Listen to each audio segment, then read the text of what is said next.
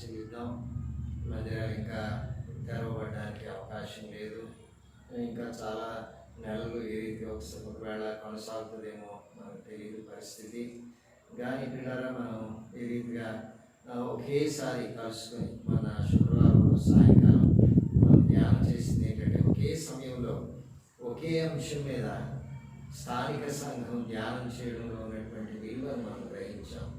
So అందుచేత సమయానికి 9 గంటలకే పనులన్నీ చేసుకుని కూర్చుని 2 పాటలు పాడుకుని 2-3 ఆరాధించి ఈ రీతిగా దేవుని వాక్యం కొరకు కనిపెట్టి ఉండడం అనేటటువంటిది ఎంతో సంతోషకరమైన సందర్భం. ఆ రీతిలో వచ్చిన వారందరిని బట్టి దేవునికి వందనాలు చెల్లిస్తా ఉన్నాను.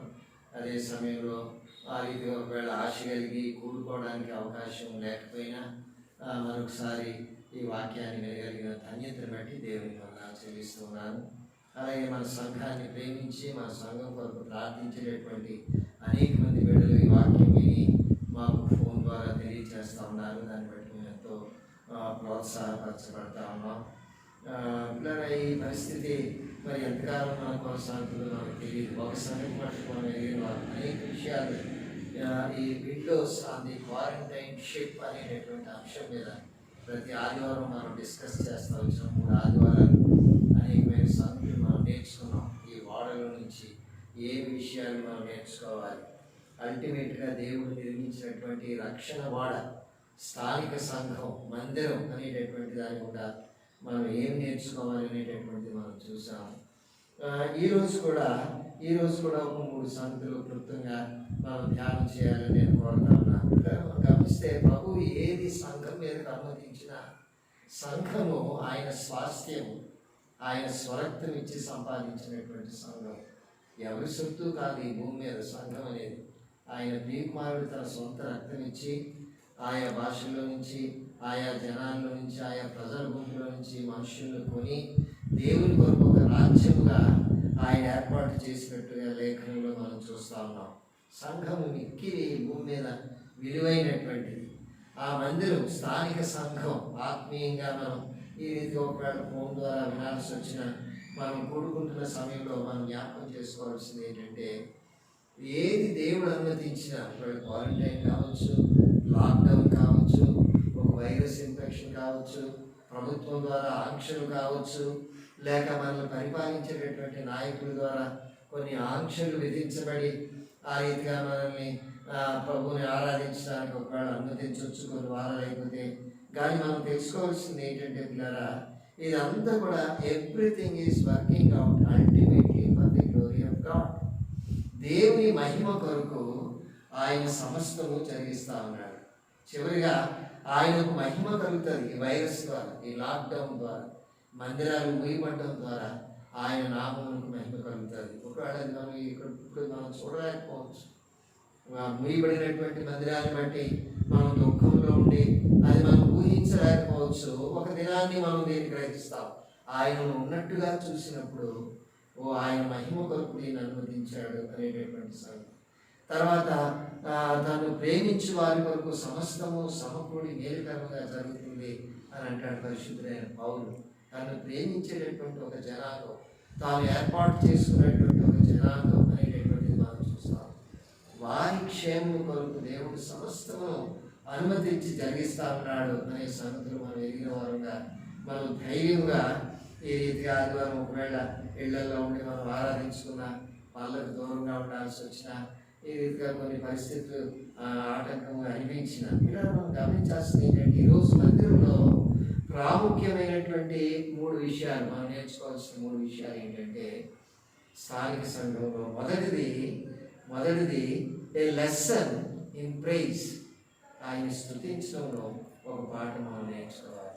ఆయన స్తుతించడంలో.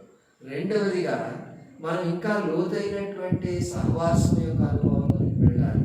We must move into a deeper fellowship. ఏదో సూపర్ఫిషియల్గా, ఏదో పైన ఏదో ఎక్కడికో వెళ్ళినట్లుగా, ఎక్కడికో ఏదో కలిసినట్లుగా కాకుండా ఒక తీవ్రమైనటువంటి సహవాసంలోనికి మనం వెళ్ళాల్సినటువంటి అవసరం ఉంది. కారణం ఏంటంటే మనం కలుసుకోలేము, ఫిజికల్గా మనం కలుసుకోలేము. కాబట్టి మనం చాలా లోతైనటువంటి సహవాసంలోకి మనం పయనించాల్సినటువంటి అవసరం ఉంది. మూడవదిగా we need to give him. ఏమంటే ఒకవేళ మందిరాలు లేకపోయినా, ఏమి పరిస్థితులన్నీ అనుకూలించకపోయినా, కానుక పెట్టి దగ్గరికి మనం వెళ్ళలేకపోయినా, లేక చందా పట్టేటటువంటి వారు మన దగ్గరికి రాకపోయినా, మనం ఇవ్వడం అనేటటువంటిది సంతోషంగా ఇచ్చేవారుగా ఉండాలి. ఉత్సాహంగా ఇచ్చే వారిని దేవుడు ప్రేమించిన మాట. ఈ మూడు విషయాలు స్థానిక సంఘం ద్వారా మనం నేర్చుకోవాలి. ఈ రక్షణ ఓడలో దేవుని వాక్యంలో నుంచి మనం తెలుసుకున్న సంగతులే మనం జ్ఞాపకం చేయబడాలి అని నేను కోరుతా ఉన్నాను. నేను ఎన్నుకున్నటువంటి లేఖన భాగం మీలో చాలామంది బైబిల్ తీసుకొని ఆ ఫోన్ దగ్గర, లేక టీవీ దగ్గర, కంప్యూటర్ దగ్గర, ల్యాప్టాప్ దగ్గర కూర్చొని ఉన్నారు నాకు తెలుసు. 150వ కీర్తన నేను చదువుతాను. నాతో పాటు మీరు కూడా గట్టిగా చదవండి. ఎందుకంటే మార్చి చదవడానికి ఇది లైవ్ టెలికాస్ట్ కాదు కాబట్టి మనం ఈ రీతిగా నేను చదువుతాను, మీరు కూడా నాతో పాటు చదవండి. అప్పుడు మనం అందరం కలిసి ఈ మాటలు మనం ధ్యానం చేద్దాం. 150వ కీర్తనలో 6 వచనాలు ఉన్నాయి. యెహోవాను స్తుతించుడి, ఆయన పరిశుద్ధాలయమునందు దేవుని స్తుతించుడి, ఆయన బలమును ప్రసిద్ధి చేయు ఆకాశ విశాలమందు ఆయనను స్తుతించుడి, ఆయన పరాక్రమ కార్యములను బట్టి ఆయనను స్తుతించుడి, ఆయన ప్రభావమును బట్టి ఆయనను స్తుతించుడి, బూరధ్వనితో ఆయనను స్తుతించుడి, స్వరమండలంతోనూ సితారాతోనూ ఆయనను స్తుతించుడి, తంబురతోనూ నాట్యముతోనూ ఆయనను స్తుతించుడి, తంతి వాద్యములతోనూ పిల్లల క్రోవితోనూ ఆయనను స్తుతించుడి, రోగు తాళములతో ఆయనను స్తుతించుడి, గంభీర ధ్వనిగల తాళములతో ఆయనను స్తుతించుడి. సకల ప్రాణులు యెహోవాను స్తుతించుదురుగాక, యెహోవాను స్తుతించుడి. ఇక్కడ 6 వచనాల్లో 11 సార్లు యెహోవాను స్తుతించుడి, యెహోవాను స్తుతించుడి అనే మాట మనం చూస్తాము. చిన్న ప్రార్థన చేసుకుని ప్రభువు సహాయం అడిగి ఈ 3 విషయాలు గుర్తుంగా మనం ధ్యానం చేసుకుందాం. పరిశుద్ధమైనటువంటి మా ప్రభా మహోన్నత నాయన, ఈ ఉదయకాల సమయంలో మరొక ప్రభు దినాన్ని, పరిశుద్ధ దినాన్ని నేను ఆరాధించడానికి ప్రభా మాకు ఇచ్చిన మరొక అవకాశాన్ని బట్టి నీకు స్తోత్రాలు, స్తుతులు వందనాలు తండ్రి. నాయన, ఈ కూడికి ఎంతో దీవెనకరంగా, స్థానిక సంఘానికి ఆశీర్వాదకరంగా, మా హృదయానికి ఎంతో దీవెనకరంగా చేసి మీరు అనుగ్రహించుకున్నాడు. చదివి ఉన్న సంఘం ఈ మాటల వల్ల మేలు పొందడానికి తగిన కృప అనుగ్రహించమని, ఈ మాటలు మా వినికిడిలో దీవెనకరంగా, ఆశీర్వాదకరంగా, ఇంకా లోతులకు నడిపించేవిగా ఉండేలాగా మీరు ఆశీర్వదించి విరిచి పంచిపెట్టి మాకు అనుగ్రహించమని కోరుతూ యేసు నామమున అడుగుచున్నాము తండ్రి, ఆమేన్. ఇలా ఇక్కడ మనం చూసినప్పుడు ఈ 150వ కీర్తనలో 4 విషయాలు మనకు కనబడతాయి. దేవుని స్తుతించడం ఒక స్థానిక సంఘంలో, ఒకవేళ సంఘంగా ఒక హాల్లో మనం కలిసి ఫిజికల్గా కూర్చోలేకపోయినా ఆత్మీయంగా సహవాసం కలిగి ఈ రీతిగా ఈ కమ్యూనికేషన్ ద్వారా దేవుడు ఇచ్చినటువంటి ఈ విధానం ద్వారా దేవుని స్తుతించడానికి 4 విషయాలు 150వ కీర్తనలో కీర్తనకారుడు జ్ఞాపకం చేస్తున్నాడు. మొట్టమొదటిగా మనం గమనించాల్సింది ఏంటంటే, ఏ మానవుడు దేవుని స్తుతించకపోయినా, ఏ మానవుడు ప్రభువానికి స్తోత్రం అని చెప్పలేకపోయినా, ఏ మానవుడు కూడా స్తోత్రం స్తోత్రం స్తోత్రం స్తోత్రం అని ఏదో పొద్దున్న సాయంత్రం వరకు అనకపోయినా, గాడ్ ఎగ్జిస్ట్, దేవుడు దేవుడే, దేవుడే మాత్రం కూడా ఆయన తగ్గేటటువంటి ఆయన కాదు. లేక మనం పొగిడినంత మాత్రాన్ని, మనం ఆయనను స్తుతించినంత మాత్రాన్ని, ఆయనను కొనియాడినంత మాత్రాన్ని, ఆయనకు కీర్తనలు పాడినంత మాత్రాన్ని ఏమి ఆయన ఎత్తే ఏమి కొంచెం కూడా పెరగడు. ఆయన ఏమి ఉబ్బిపోడు.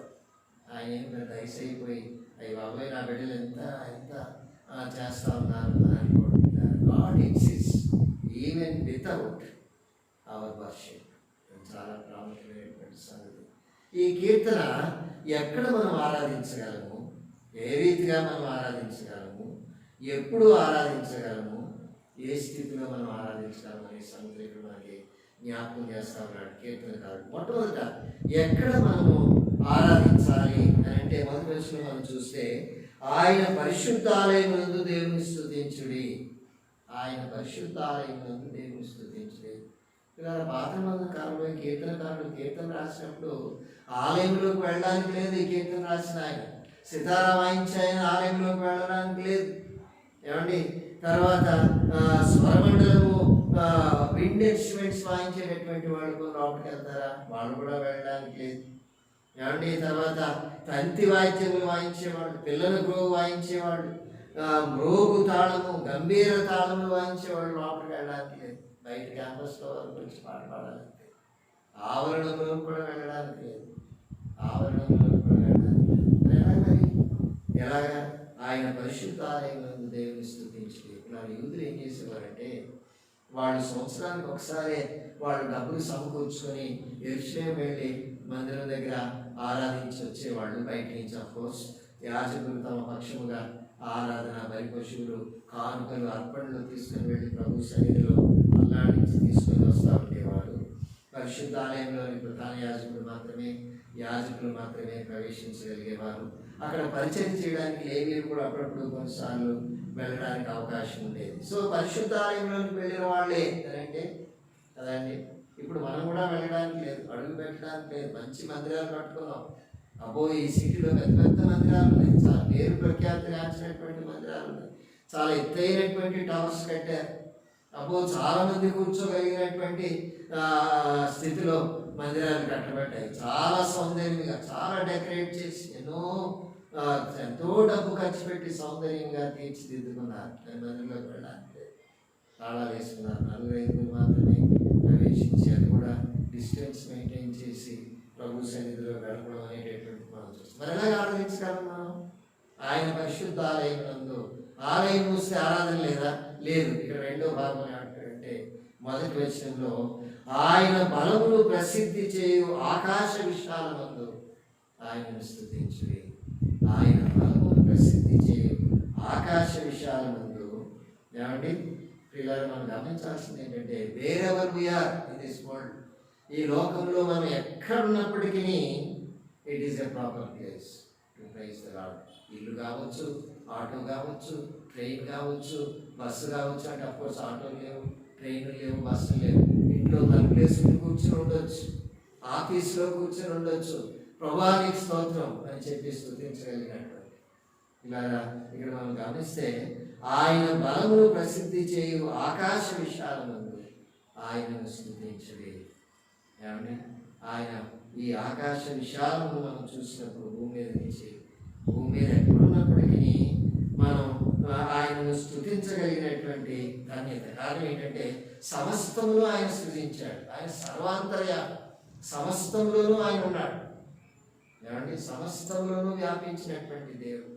ఎక్కడ 2-3 క్రొత్త మందిలోకి వస్తే ఎక్కడ 2-3 నా నామం పెట్టుకొని ఉంటారో అక్కడ వారి మధ్య ఉంటారు. పాత మందిలో ప్రార్థన చేస్తే యెరూషలేము వైపు కిటికీ పెట్టుకుని వారు ఇల్లు కట్టుకుంటే ఆ కిటికీ తెరిచి యెరూషలేము వైపు చూసి ఇశ్రాయేలు దేశంలో దాని బిడ్డలైన వారు ప్రభువుని స్తుతించి ఆరాధించేవారు. కొంతమంది ముమ్మారు, కొంతమంది దినములకు 7 సార్లు ఆరాధించేవారు. ఇలా కానీ ఎక్కడ 2-3 నా నామం పెట్టి కూడుకొని ఉంటారో ఇలా ఆ ప్రొవిజన్ కానీ లేకపోతే ఈ లాక్డౌన్ టైంలో ఇలా మనం ఏమైపోయి ఉండేవాళ్ళము. దేవుడు ఆ రీతిగా పరిశుద్ధాత్మ దేవుడు ఆత్మస్వరూపిగా మన మధ్యన మన స్తుతి, మన ఆరాధన అంగీకరించడానికి ఆయన సర్వాంతర్యామిగా ఉన్నాడు. ఆయన బలమును ప్రసిద్ధి చేయు. ఈ సృష్టిలో ఎక్కడైనా సరే మనం ప్రభువుని స్తుతించి ఆరాధించాలి కదండి. ఆయన ఎరిగిన బిడ్డలు ఎక్కడికి వెళ్ళినా కూడా ఆరాధించగలరు కదండి. ఎక్కడికి వెళ్ళినా కూడా ఆరాధించగలరు. దేవుడు లేడని చెప్పేటటువంటి ఒక వ్యక్తి మొట్టమొదటిగా ఈ భూమి ఆకర్షణ శక్తి పరిధిని దాటి బయటకు వెళ్ళాడు. ఒక నౌకను తయారు చేసుకుని చాలా రీసెర్చ్ చేసి దాన్ని తయారు చేసి ఈ భూమికి ఉన్నటువంటి ఈ లక్షణాలన్నింటినీ అధిగమించి వెళ్ళడానికి అవన్నీ కేర్ఫుల్గా క్యాలిక్యులేట్ చేసి మనిషిని స్పేస్లో పంపించాడు. యూరీ గాగరిన్ అనే ఎప్పుడైతే స్పేస్లోకి వెళ్ళాడో భూమి ఒక చిన్న చంద్రుడిలాగా కనపడ్డాడు. మిగిలినటువంటి నక్షత్రాలు అన్నీ చూడగలిగాడు, చంద్రుడిని చూడగలిగాడు, గాలి చూడగలిగాడు. అన్నాడు, దేవుడు ఎక్కడున్నాడు కనపడలేదు. నేను స్పేస్లోకి వెళ్ళాను, first space man in the world. ప్రపంచంలో మొట్టమొదటి ఈ వాతావరణ పరిధిని దాటి బయటకు వెళ్ళినటువంటి దేర్ ఇస్ నో గాడ్ అన్నాడు. దేవుడిని చూడలేదు. అదే చంద్రమండలం మీద కాలు మోపినటువంటి ఒక విశ్వాసి నీల్ ఆర్మ్స్ట్రాంగ్, ఆయన అన్నాడు, నేను భూమి మీద లేక జేమ్స్ ఇర్విన్ అనే ఆ చంద్రమండలం మీద కాలు మోపినప్పుడు నేను ఇక్కడికి వచ్చి ఇక్కడ నడవడం గొప్ప సంగతి కాదు, నన్ను సృజించిన సృష్టికర్త భూమి మీదకి వచ్చి నడవడం గొప్ప సంగతి అని అన్నాడు. ఏమంటే దేవుని స్తుతించి ఆరాధించి అక్కడ ఒక కీర్తన చదివినట్లుగా అప్పుడు మేము రేడియోలో అవన్నీ ఆ రీతిగా చంద్రమండలి మీద అడుగు పెట్టినప్పుడు వాడు చేసిన పనులన్నీ బ్రాడ్కాస్ట్ చేశారు. అప్పట్లో రేడియో ఉండేది. సో ఇక్కడ మనం గమనించాల్సింది ఏంటంటే ఈ సృష్టిలో ఎక్కడున్నప్పటికీ మనం ప్రభువుని స్తుతించగలం. అవకాశం ఉంటే పరిశుద్ధాలయంలో మళ్ళీ తిరిగి మందిరాలు తెరవడానికి దేవుడు అనుమతిస్తే మళ్ళీ పరిశుద్ధాలయంలోకి వచ్చి మనం కలిసి సామూహికంగా ఆరాధించేటటువంటి ధన్యత ప్రభు ఇస్తాడు. తర్వాత రెండో వచనంలో ఆయన పరాక్రమ కార్యములను బట్టి ఆయనను స్తుతించుడి, ఆయన మహాప్రభావం బట్టి ఆయనను స్తుతించుడి. ఎందుకు స్తుతించాలి? ఎక్కడ అంటే ఈ భూమి మీద ఎక్కడున్నప్పటికీ మనం ఆయనను స్తుతించవచ్చు. రెండవది ఎందుకు ఆయనను స్తుతించాలి అంటే ఆయన చేసిన పనిని బట్టి, ఆయన శక్తిని బట్టి, ఆయన పరాక్రమమును బట్టి, ఆయన కార్యములను బట్టి, ఆయన మహాప్రభావమును బట్టి ఆయనను స్తుతించాలి. Because of what he does and who he is and for his greatness. ఆయన గొప్పతనాన్ని బట్టి, ఔన్నత్యాన్ని బట్టి ఆయనను స్తుతించాల్సిన వారుగా మనం ఉంటా ఉన్నాం. ఆ తర్వాత ఆయన మనల్ని సృజించి ఏమండి ఆయన మనల్ని పోషించి నడిపిస్తూ ఉన్నాడు. He's our creator and he's our sustainer. ఈ లాక్డౌన్లో కూడా మనం ముందుకు నడిపిస్తూ ఉన్నాడు ఆయుష్ ఇచ్చి.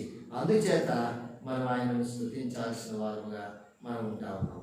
తర్వాత ఏ రీతిగా ఆయనను స్తుతించాలి అంటే ఇక్కడ 3-5 వచనాల్లో చెప్తా ఉన్నాడు. బూరధ్వనితో విత్ ఎ ట్రంపెట్ సౌండ్. ఇలా ఒకటి గమనించాల్సింది ఏంటంటే బోర్కి మైక్ అక్కర్లేదు. ఒక సామాన్యమైనటువంటి ఇంచుమించు మన సంఘం 100 మంది, 120 మంది, లేక మహా అయితే 150 మంది ఆరాధించినప్పుడు ఎంతో గంభీరంగా వినపడేటటువంటి ఇన్స్ట్రుమెంట్ బోరధ్వని. ఏమండి గంభీరమైనటువంటి వాయిద్యం. దానికి మైక్ అక్కర్లేదు, యాంప్లిఫికేషన్ అక్కర్లేదు. లౌడ్లీ ఏమండి బూరధ్వనితో ఆయనను స్తుతించుడి. ఆ తర్వాత స్వరమండలం లేక సితారాతో ఆయనను స్తుతించుడి. సితారా ఏంటంటే ఒకే ఒక స్ట్రింగ్ ఉంటుంది, సీకి స్ట్రింగ్ అంటారు. సీకి ట్యూన్ చేసి ఉంటుంది. అది దగ్గర పక్కన కూర్చుంటేనే కానీ అతను ఏం వాయిస్తాడో మనకు తెలియదు. మైక్ కావాలి, లేకపోతే పికప్ కావాలి. Softly we can worship, loudly we can worship. గట్టిగా పాడి ఆరాధించి. రేపు పొద్దున మందిరాలను అనుమతించిన ఈ కాంగ్రిగేషనల్ సింగింగ్ పెట్టకూడదు అని అంటారేమో మనకు తెలియదు. కారణం ఏంటంటే వచ్చేవాళ్ళంతా కూడా మాస్క్ వేసుకొని లోపల దూరం కూర్చొని ఉండాలి కాబట్టి. సో అందుచేత లౌడ్లీ అండ్ ఆల్సో సాఫ్ట్లీ ఏమండి ఒకరినొకడు కీర్తనలతోనూ ఏమంటే హృదయంలో ఆయన గురించి పాడచ్చు అంటే పైకి పెదవులు కాదు, హృదయంలో పాడుకోవడం అనేటటువంటిది ఇప్పుడు చేసేటటువంటి పని అయి ఉండొచ్చు ఒకవేళ. ఆ తర్వాత సితార తమ్ములతోనూ అంటే సూదింగ్లీ దగ్గరుండి జాగ్రత్తగా వింటేనే కానీ ఏర్పడినటువంటి స్ట్రింగ్డ్ ఇన్స్ట్రుమెంట్స్తో మనం వాయించడం, ప్రభుని స్తుతించడం అనేటటువంటిది. తర్వాత మ్రోగు తాళములతో ఆయనను స్తుతించుడి. There should be a rhythm. We should maintain rhythm. ఏమంటే తాళం మెయింటైన్ చేయాలి. అది చాలా ప్రాముఖ్యమైన సంగతి.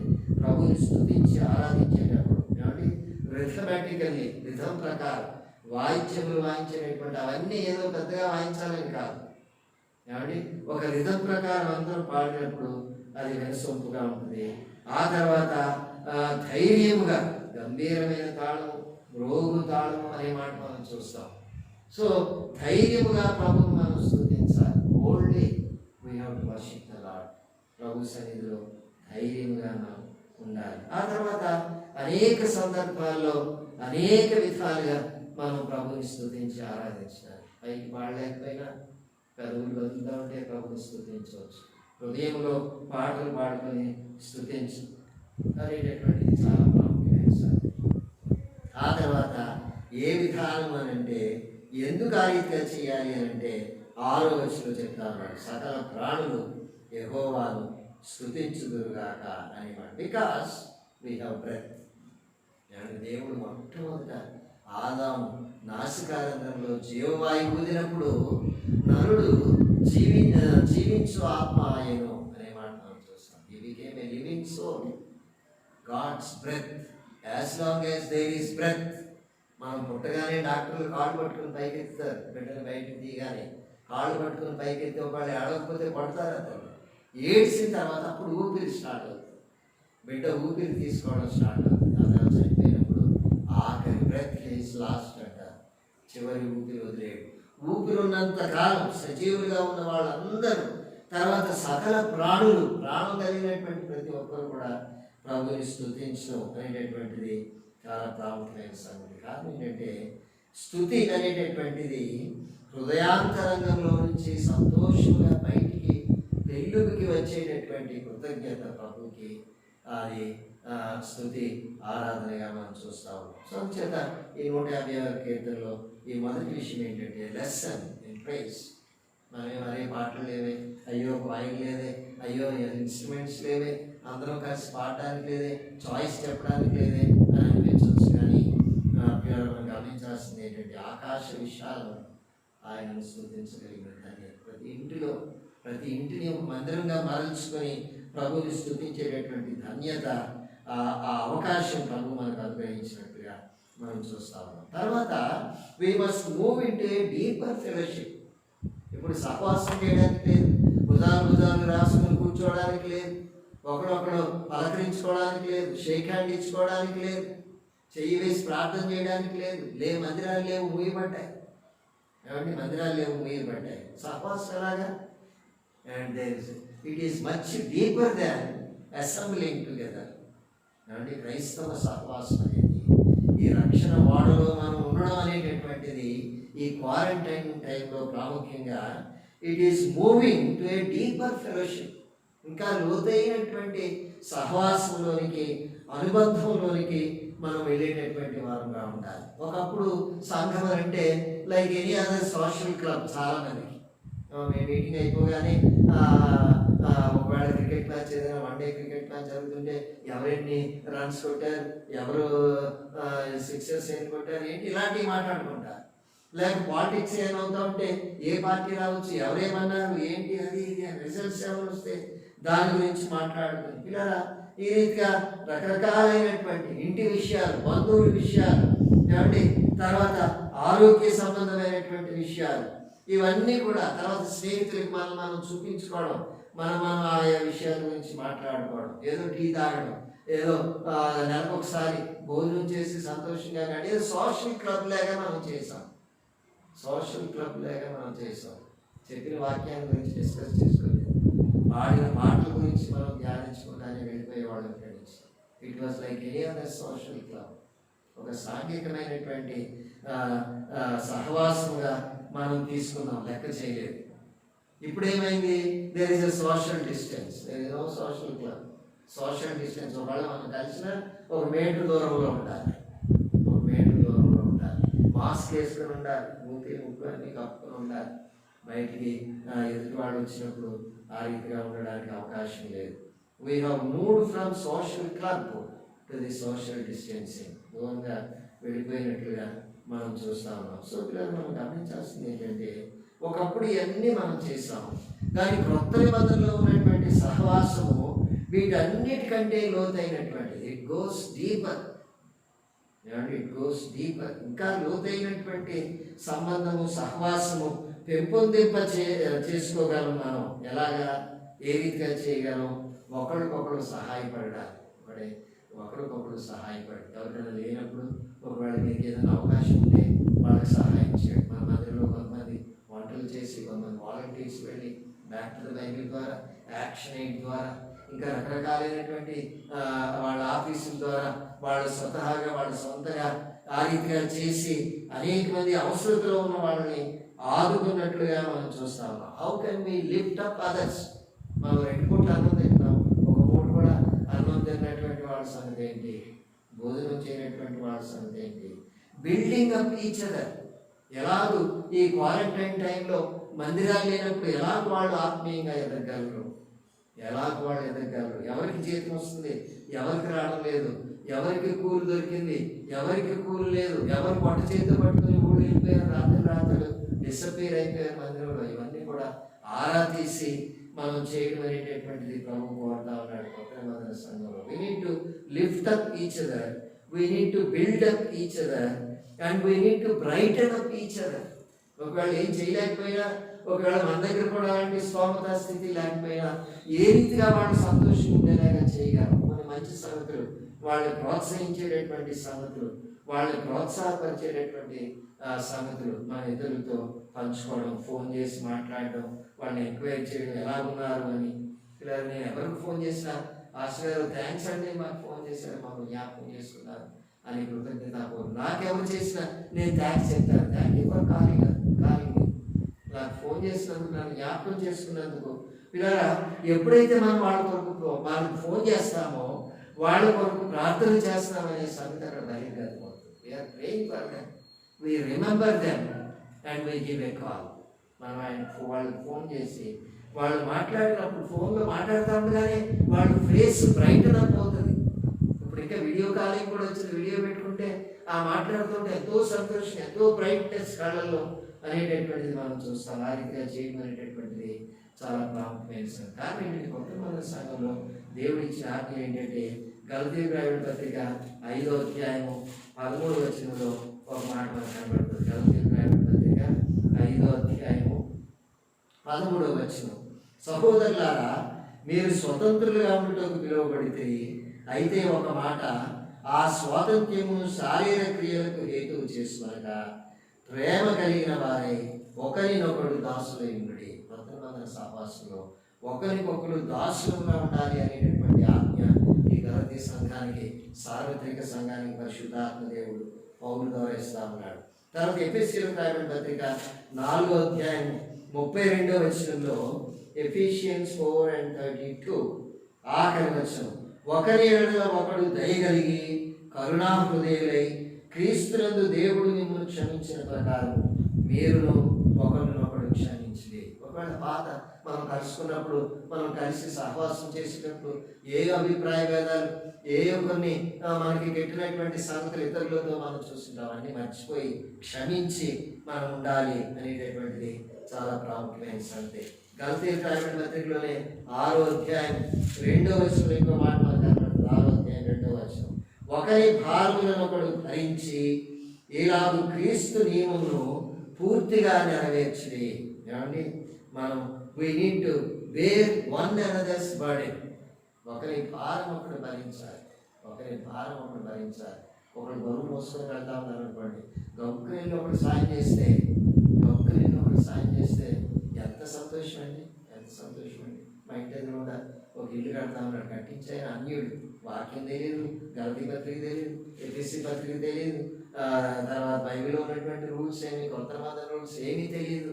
ఆ వాచ్మెన్ అతనేలాగా ఆ జల్లి పట్టుకొని దాని మీద మా ఇసుక పోసి దానిలో సాఫ్ట్ శాండ్ బయటికి తీస్తా ఉన్నాడు. గబగబ వచ్చి ఆ వానరు కట్టించినటువంటి బిల్డింగ్ వానరు వచ్చి ఆ జల్లిని పట్టుకున్నాడు. నేను పట్టుకుంటాను, నువ్వేంటి అని ఆ పూటంతా ఎండలో ఉండి ఆ జల్లిని పట్టుకొని అతను పోస్తూ ఉంటే త్వరగా చేసుకోగలిగాడు. సాయంత్రం వరకు చేసే పని మధ్యాహ్నానికి అయిపోయింది ఎండలో.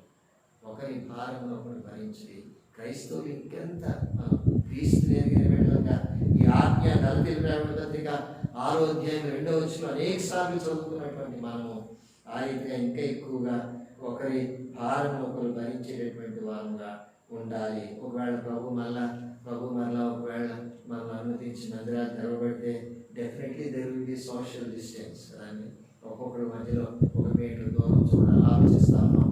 ఒకవేళ 2 ఆరాధనలు పెట్టాలా, ఉదయకాలం కొంతమందికి, సాయంకాలం కొంతమందికి పెట్టాలా అని ఆలోచన చేస్తూ ఉన్నాం పెద్దలైన వాళ్ళం. కానీ ఏ రీతి చేత మనం ఒకళ్ళొకళ్ళు ఎంకరేజ్ చేసుకుని, let us lift up each other, let us build up, let us brighten up. ఏమండి, forgive one another, serve one another. ఏమండి, బేర్ వన్ అనదర్స్ బర్డెన్. ఒకరి భారం ఒకరు భరిస్తూ, ఒకరికొకరు మనం హెచ్చించుకొని, ఒకరినొకరు క్షమించుకొని, ఒకరికొకరు పరిచర్య ధర్మం చేస్తూ, ఆ రీతిగా ఇతరుల కొరకు ప్రార్థించి, ఏమండి, ఒకరికొకరు ప్రార్థన చేసి ఈ క్వారంటైన్ టైంలో మనం ముందుకు సాగిపోవాల్సింది. So Christian fellowship is a deeper fellowship. ఈ క్వారంటైన్ టైంలో ఫిజికల్గా మనం కలుసుకోలేనటువంటి పరిస్థితులు ఉన్నప్పుడు మనం ఇంకా ఎక్కువగా ఆ డీపర్, ఆ లోతైనటువంటి సహవాసంలోకి మనం వెళ్ళడానికి ఒక దేవుడు అవకాశం ఇచ్చాడు. ఆ రీతిగా మనం సద్వినియోగం చేస్తుంది. ఇంకొకటి నేను క్లుప్తంగా చెప్పి మూడోది ముగిస్తాను. మూడవది ఏంటంటే we need to give him cheerfully. సంతోషంగా ప్రభు మనం ఇవ్వాలి. ఒకప్పుడు 100 రూపాయలు వచ్చేది జీతం, ఇప్పుడు 70 రూపాయలు వస్తుంది. కట్ చేశారు. కొంతమందికి 50 రూపాయలు ఇస్తున్నారు. నేను ఒక ఆయన ఫోన్ చేసి, అయ్యా 3 నెలల నుంచి మాకు జీతాలు ఇవ్వండి, పాస్టర్ గారు ప్రార్థన చేయండి అన్నాడు. కొంతమంది జీతాలే లేవు, పనులు లేవు. ఇంకొక ఆయన ఫోన్ చేసి, అయ్యా 21వ తారీఖు వరకు, మార్చి 21వ తారీఖు వరకు నాకు జీతం ఇచ్చారండి, ఆ తర్వాత మళ్ళీ మీరు వచ్చాక చూద్దామండి అన్నారండి. జీతం లేదు, ఉద్యోగం లేదు, ఉంటుందో తెలియదు, ఊడిపోతుందో తెలియదు కదండి. అనేక మంది అలాంటి శ్రమంలో ఉన్నారు. సో అందుచేత ప్రభువుకి ఇవ్వడం ఎలాగా ఏమండి? అన్నీ ఒకసారి ఇద్దామా? ఈ 3 నెలలది కాలు పెట్టలేదు, చందాలు వేయడం లేదు, వచ్చి వేయడానికి కాలుక పాట పాడినప్పుడు తీసుకుని వచ్చి వేయడానికి అవకాశం లేదు. దానికి వాక్యం ఉన్న మాట ఏంటంటే కొరింథీయులకు రాసిన 2వ పత్రిక 9వ అధ్యాయం 7వ వచనంలో ఒక చక్కటి మాట పరిశుద్ధులైన పౌలు కొరింథీ సంఘానికి రాస్తా ఉన్నాడు. 2 Corinthians 9:7. సణుగు కొనకయు బలవంతముగా కాకయు ప్రతివాడును తన హృదయంలో నిశ్చయించుకున్న ప్రకారము ఇయ్యవలెను అనే మాట అక్కడితో ఆప్ చేస్తే బాగుండేది. దేవుడు ఉత్సాహముగా ఇచ్చు వారిని ప్రేమించును. వీళ్ళని ప్రేమించడా? వీళ్ళు తరపునటువంటి ప్రేమ వేరు, ఉత్సాహంతో ఇచ్చేటటువంటి వారి అడుగున్నటువంటి ప్రేమ వేరు. ఇక్కడ 3 రకాల ఇవ్వడం కనపడుతుంది. ఒకటి గ్రడ్జ్ గివింగ్, సణుక్కుంటారు. ఏంటో ఇంత కష్టపడి పని చేసి ఏంటి తీసుకెళ్ళి కాంగేయడం ఏంటి, సంఘానికి ఏమి నోటి ఏంటి, ఇప్పుడు డబ్బులు ఉన్నాయి బ్యాంకులో, ఎంతో డబ్బులు వస్తున్నాయి, ఇంకేదో అదేదో ఇదేదో అనేటటువంటి అవకాశం ఉంది. పాశ్చాత్య దేశాల్లో మీకు తెలుసు, చందాపడి ఎవరి దగ్గర డబ్బులు ఉండవు. ఆఫ్కోర్స్ నీవు ఉద్యోగంలో చేరినప్పుడు నేను అక్కడ విన్నది ఏంటంటే జర్మనీ దేశంలో కొంతమంది యవనస్తులు, చాలా మంది యవనస్తులు మంది అడుగుతుంది ఏంటంటే అంత పెద్దోళ్ళు ఉన్నారని అడిగితే అక్కడ ఉన్నటువంటి ఒక పెద్ద ఏమన్నాడంటే, వాడు ఉద్యోగంలో చేరేటప్పుడు మీరు ఏ చర్చికి వెళ్తారు, ఏ చర్చ్ మెంబర్స్ మీరని అంటే, ఆ ఉద్యోగంలో జీతంలో 10వ వంతు కట్ అయిపోయి సంఘంలో అకౌంట్లోకి వెళ్ళిపోతున్నారు, చర్చ్ అకౌంట్లో.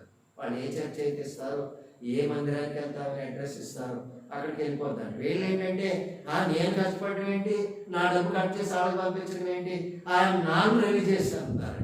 నాకు భక్తి లేదు, భయం లేదు, దేవుడు లేదు, దెయ్యం లేదు. I don't belong to any church, I don't believe in God. So non religious అయిపోతున్నారు పాశ్చాత్య దేశాలు. మేము కష్టపడడం ఏంటి, 10,000 తెచ్చుకోవడం ఏంటి, 1000 రూపాయలు ఆ శాలరీలో కట్ అయిపోయి మందిరానికి వెళ్ళిపోవడం ఏంటి. అందుకని అవనస్తులు ఎవరు కూడా మందిరాల్లో కనపడరు, రాను వాళ్ళు. కానీ కొంతమంది వచ్చేటటువంటి వాడు దే గివ్ చీర్ఫుల్లీ, సంతోషంగా ఇచ్చేటటువంటి వాడు, సంతోషంగా దేవుడు. తర్వాత గ్రడ్జ్ గివింగ్, రెండవది బలవంతముగా డ్యూటీ గివింగ్. భాస్కర్ గారు 14 చెప్తున్నారండి, 10వ వంతు ఇవ్వాలి. ఎక్కడో పాత మందులు ఉంది, కొత్త మందులు ఎక్కడ ఉంది. అవి బాబు 10,000 తెచ్చుకోవడం ఏంటి, 1000 రూపాయలు ఇవ్వడం ఏంటి. ఏమంటే 100 రూపాయలు తీసుకున్నప్పుడు 10 రూపాయలు తీసుకొచ్చి కాన్వెంట్లో వేసాం. ఏమంటే 1000 రూపాయలు జీతం అయితే అయ్యో 100 రూపాయలు ప్రభుకి వేయాలా అని అనిపించింది. ఇప్పుడు 10,000 జీతం అయింది, 1000 రూపాయలు కాన్వెంట్లో వేయడం కష్టం. కానీ దేవుడి మాట ఏంటంటే దేవుడు ఉత్సాహముగా ఇచ్చు వారిని ప్రేమించును అనే మాట మనం చూస్తాం. ఇలా మందిరంలో ఏమంటే ఆహారం సమృద్ధిగా ఉన్నట్లు మీ దశమ భాగం తీసుకుని రండి అని అంటాడు. ఇలా రకరకాలుగా మనం ఆన్లైన్లో ట్రాన్స్ఫర్ చేసి లేక పెద్దలు ఎవరైనా కనపడినప్పుడు ఇవ్వడం, ఉత్సాహంగా ఇచ్చేవారిని ఆయన ప్రేమించుడు అనే మాట మనం ఇచ్చినప్పుడు ఇలా ఏంటంటే ప్రభా ఇదంతా నీదే, ఇందులో కొంత నీ పరిచర్య కొరకు నేను ఇస్తాను. నాకు తెలిసిన చాలామంది శక్తికి మించి ఇచ్చారు. ఒకసారి కాకినాడలో ఒక స్నేహితుడు ఆయన వాళ్ళ ఇంటికి చూడడానికి వెళ్ళాం. మా పాప చిన్నది, కబోర్డ్ చాలా చిన్నది, నాకు కూడా వచ్చినప్పటి నుంచి ఆ కబోర్డ్లో అక్కడ పెట్టినటువంటి ఒక టెడ్డీ బేర్ ఒకటి చూస్తూ ఉంది, దాని వైపే చూస్తూ ఉంది. అమ్మ బాగున్నావా అంటే బాగున్నాను పిల్లలు దాని వైపు చూస్తాం. ఆయన గమనించాడు, అమ్మ ఇది బాగుందా, ఇది నచ్చిందా, నీకు కావాలా అన్నాడు. కావాలన్నాడే. పిల్లలు సిగ్గుపడింది. ఆయన అంత అందంగా దాన్ని ఎక్కడి నుంచో ఏదో దేశం వెళ్ళినప్పుడు తెచ్చుకున్నట్టున్నాడు, విదేశం నుంచి వచ్చినటువంటిది అనుకున్నాడు. కబోర్డ్ ఆయన కబోర్డ్ తీసి ఆ బొమ్మ తీసి దాన్ని శుభ్రంగా డస్ట్ చేసి విప్పేసి ఒక కవర్ వేసి నేను వెళ్ళేటప్పుడు పాప చేశాడు. ఆశ్చర్యపోయి ఎంతో ప్రేమించాలని పెట్టుకున్నాడు. ఎక్కడి నుంచో తెచ్చుకున్నాడు. ఆ కాలంలో ఒక టాయ్ అంటే చాలా కష్టం, మళ్ళీ అలాంటివి తనకు దొరకదు. తను ఎంతో ఇష్టపడి ఎంతో నచ్చింది అది తనకి. వాటి తీసుకెళ్ళగా మా పాప చేతిలో పెట్టాడు. మా పాప ఇంచుమించు 25 సంవత్సరాలు అయ్యే వరకు కూడా మా కబోర్డ్లో ఏ వచ్చినా కనపడలేదు, ఏమైందో తెలియదు. అంతకాలం దాచుకుంది ఆ బొమ్మ. కారణం ఏంటంటే ఆ బొమ్మ 10 రూపాయలు అయి ఉండొచ్చు, దాని వెనక ఆ ఇచ్చినటువంటి ఆ త్యాగం చూసినప్పుడు ఒక్కో క్రైస్తవ బిడ్డ కదా, అందుకని ఈ పని చేయగలిగాడు. ఎంతో ప్రేమించినటువంటి దాన్ని ఎప్పుడో అనేటటువంటి మనం చూస్తాం. ఒకసారి నేను అప్పిస్ హాస్పిటల్లో అక్కడ దానికి అనుబంధంగా ఈ కుష్టి వ్యాధి నివారణ సంస్థలో పనిచేసేటప్పుడు ఒక విధవరాలు ఒక ఆవిడ ఒక 2 దుప్పట్లు పంపిస్తా, ఒక నోట్ రాసింది, అయ్యా మాకు శీతాకాలం అయిపోయింది, ఈ బ్లాంకెట్స్ మాకు ఇప్పుడు అక్కర్లేదు, ఒకవేళ ఏదైనా జ్వరం వస్తే మీకు కూడా కోర్సు సాంప్రదాయం ఎక్కడ, కానీ హాస్పిటల్ ఎవరైనా జ్వరం వచ్చి చనిపెడితే కప్పుకోవడానికి ఉపయోగపడతాయి, ఈ 2 దుప్పట్లు నేను పంపిస్తాను.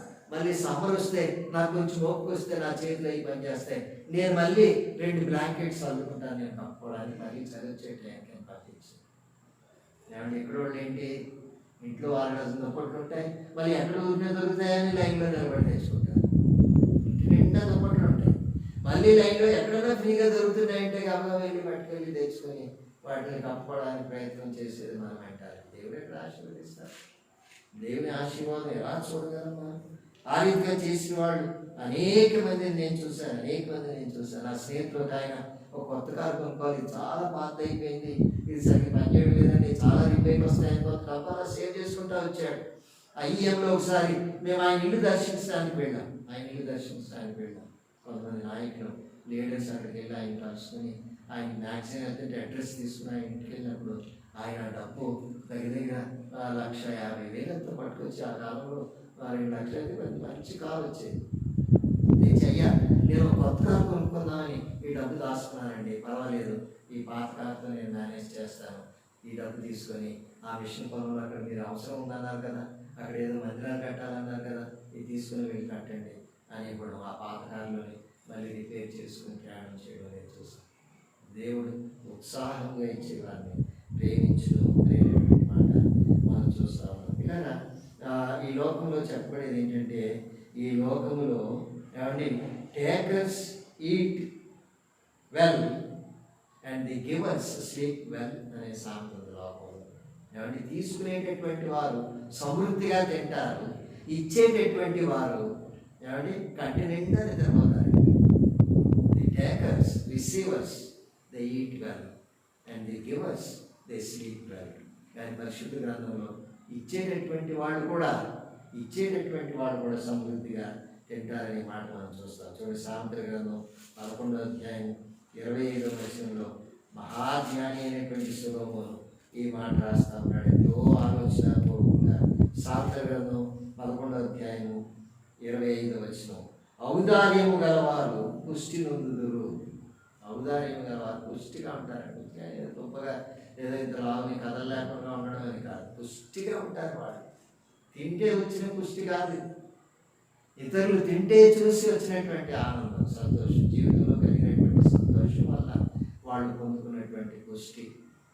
ఏమండి అందుచేత ఇచ్చేవాళ్ళు కూడా పుష్టిగా ఉంటారు, పుచ్చుకునేవాళ్ళు దే ఈట్ వెల్ సమృద్ధిగా తింటారు. సమృద్ధి అయిన నిద్ర పడుతుంది, అదే ఆరోగ్యం, తిన్నది వంట పడుతుంది. సో ఆ తర్వాత ఇంకేమంటున్నాడు చూడండి 25వ వచనంలో, 25వ వచనం, ఔదార్యం గలవారు పుష్టి నొందుదురు, నీళ్లు పోయి వారికి నీళ్లు పోయబడును. One who waters will be watered. మనం గ్లాసు నీళ్ళు ఇస్తే దేవుడు ఒక క్యాన్ నీళ్ళు ఇస్తాడు. ఒక 10 రూపాయలు ఇస్తే 100 రూపాయలు, అంటే ఏదో 10 అంతలు అయిపోతుంది, 100 రెట్లు అయిపోతుంది, మీరు తీసుకొచ్చి కాంక్లేండి అని చెప్పేటటువంటి ఏదో బిజినెస్ ట్రిక్ కాదు. మీ సంతోషం కాదు, మీరు పుష్టిగా ఉండడానికి, మీరు ఉత్సాహంగా ఉండడానికి, మీరు దేవుని యొక్క ప్రేమను సమృద్ధిగా అనుభవించడానికి, కట్టి నిండా నిద్రపోవడానికి దేవుడు ఒక మార్గాన్ని ఇచ్చాడు. అందులో ఏంటంటే అది మనం సంతోషంగా ఇవ్వడం అనేటటువంటి చేతులు గివర్స్, ఉత్సాహంగా ఇచ్చే మార్గం దేవుని ప్రేమిస్తూ. దేవునికి ఇచ్చేటటువంటి మార్గం మర్చిపోవద్దు. దేవుడు ఎప్పటికీ కూడా రుణస్థితారు. నా జీవితంలో అఫ్కోర్స్ 65 సంవత్సరాలు నాకు వయసు. దేవునికి ఇచ్చి పాడైపోయిన వాళ్ళని ఎవరిని చూడలేదు, దేవుని సొమ్ము దొంగిలించి బాగుపడిన వాళ్ళు కూడా చూడలేదు. దేవునికి ఇచ్చి చెడిపోయిన వాళ్ళు, దేవుని సొమ్ము దొంగిలించి బాగుపడిన వాడిని నేను చూడలేదు. సో అందుచేత మనం గమనించాల్సింది ఏంటంటే, మనం ప్రభుకి సంతోషంగా ఏదో ఒక పూర్వకంగా మనం పరిచర్య కొట్టిద్దాం. దేవుడు తప్పకుండా మనల్ని ఆశీర్వదిస్తాడు. చిన్న ప్రార్థనతో ఈ ఉదయకాల సమయంలో మనం ముగించుకుందాం. పరిశుద్ధమైనటువంటి మా ప్రియ ప్రభువా, మహోన్నత గొప్ప దేవుడా, మీకు స్తోత్రాలు, స్తుతులు, వందనాలు తండ్రి. నాయన ఈ ఉదయకాల సమయంలో ఆదివారం మళ్ళా తిరిగి మందిరంగా మేము కూడుకోవడానికి అవకాశం లేకపోయినా ఈ రీతిగా నీ లేఖన భాగం దగ్గరికి రావడానికి నీవు సిద్ధపరిచినటువంటి ఈ రక్షణ వాడలో ప్రభా నాయన ఈ విండోస్ ద్వారా నీ వాక్యం వినడానికి నీ వాక్యపు వెలుగును చూడడానికి మాకు ఇచ్చిన కృపను బట్టి నీ స్తోత్రాలు స్తోత్రాలు ప్రభా నాయన మా వినికిడిలో ఈ లేఖన భాగాన్ని మీరు దీవెనకరంగా చేయండి ప్రభా ఎక్కడ మేము ఆరాధించాలి, ఏ రీతిగా మేము ఆరాధించాలి నాయన, అలాగే తండ్రి ప్రభా ఏ స్థలంలో మేము ఆరాధించాలి, ఎందుకు ఆరాధించాలి, ఈ విషయాలన్నీ మీరు మాకు నేర్పించారు ప్రభా. ఈ 150 కీర్తనలో నుంచి నాయన ఆయన బలమును ప్రసిద్ధి చేయి ఆకాశ విషయాలను ఆయనను స్తుతించాలని మాట్లాడకపోతే కేవలం మందిరంలోనే నేను స్తుతించడం అంటే ప్రభా మేము ఎవరు కూడా ఆ రీతిగా చేయగలుగునేవాళ్ళం కాదు ప్రస్తుత సమయాన్ని బట్టి. కానీ మా ఇంట్లో మేము స్తుతించాలి, మా హృదయంలో నేను గురించిన కీర్తనలు పాడుకోగలను. అందుని బట్టి నీ స్తోత్రాలు స్తుతులు ప్రభా. నాయన క్రైస్తవ సహవాసం ఏదో కలుసుకున్నప్పుడే ప్రేమ చూపించి, ఏదో భుజాలు రాసుకున్నప్పుడే ఏదో ప్రేమ ఒలికించడం కాదు, అంతకంటే లోతైనటువంటిది అనే సంగతి మీరు మాకు జ్ఞాపకం చేశారు ప్రభా. ఒకరినొకరు పైకెత్తుకొని, ఒకరినొకరు కట్టుకొని ప్రభా, ఒకరినొకరు నాయన హెచ్చరించుకొని, వాళ్ళని ప్రోత్సహించి ప్రభా నాయన ఒకరినొకరు క్షమించుకొని, ఒకరికొకరు పరిచయం చేసుకొని, ఒకరి భారం ఒకరు భరిస్తారు. ఈ రీతిగా ముందుకు సాగిపోవడం ద్వారా మరి లోతైనటువంటి సహవాసంలోనికి మేము వెళ్ళగలిగిన కృప ఈ లాక్డౌన్ టైంలో మీరు మాకు అనుగ్రహించినటువంటి అదే సమయంలో మీరు సంతోషంగా ఇవ్వడానికి సహాయం చేయండి ప్రభావ.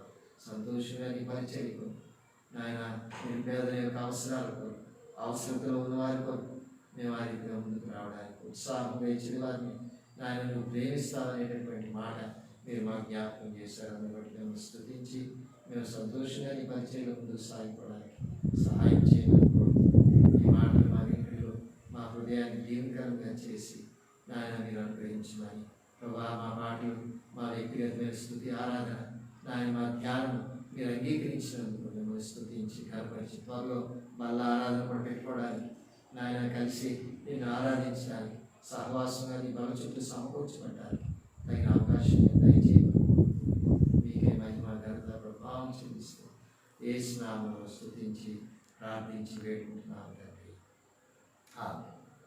పరమ తండ్రి దేవుని ప్రేమ, యేసుక్రీస్తు యొక్క కృప, పరిశుద్ధాత్మ దేవుని యొక్క సహవాసం ప్రత్యేక మనకు చెదిరి ఉన్న సంఘానికి, అదే సమయంలో శ్రమలు కూడా లాక్డౌన్ కూడా సార్వత్రిక సంఘానికి ఇప్పుడు సదాకాలం తోడే.